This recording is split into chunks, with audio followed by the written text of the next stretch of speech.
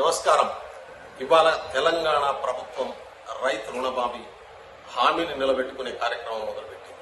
గత 2 సంవత్సరాల క్రితం రాహుల్ గాంధీ గారు రైతు గర్జన సభలో వరంగల్లో 2 లక్షల రుణాన్ని ఏకకాలంలో మాఫీ చేస్తాననేటటువంటి మాట ఇచ్చాడు. ఇవాళ ప్రభుత్వం దాన్ని అమలు చేస్తా ఉంది. అందుకనే కాంగ్రెస్ అంటేనే నమ్మకం, కాంగ్రెస్ అంటేనే విశ్వాసం. ఇచ్చిన మాట నిలబడ్డం కాంగ్రెస్ చరిత్ర. అబద్దాలు చెప్పకపోవడం కాంగ్రెస్ చరిత్ర. గతంలో 74,000 కోట్ల రుణాన్ని మాఫీ చేస్తామని చెప్పి ఏకకాలంలో మాఫీ చేసినటువంటి చరిత్ర కాంగ్రెస్ పార్టీ.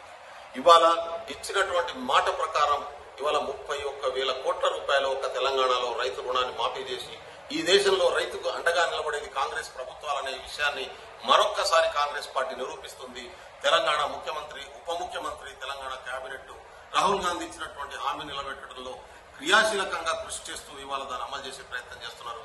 నా తరఫున, తెలంగాణ రైతు బిడ్డగా, రైతు సోదరుల తరఫున గౌరవ ముఖ్యమంత్రి గారికి, ఉప ముఖ్యమంత్రి గారికి, రాష్ట్ర ప్రభుత్వానికి ప్రత్యేక ధన్యవాదాలు తెలియజేస్తా ఉన్నాను.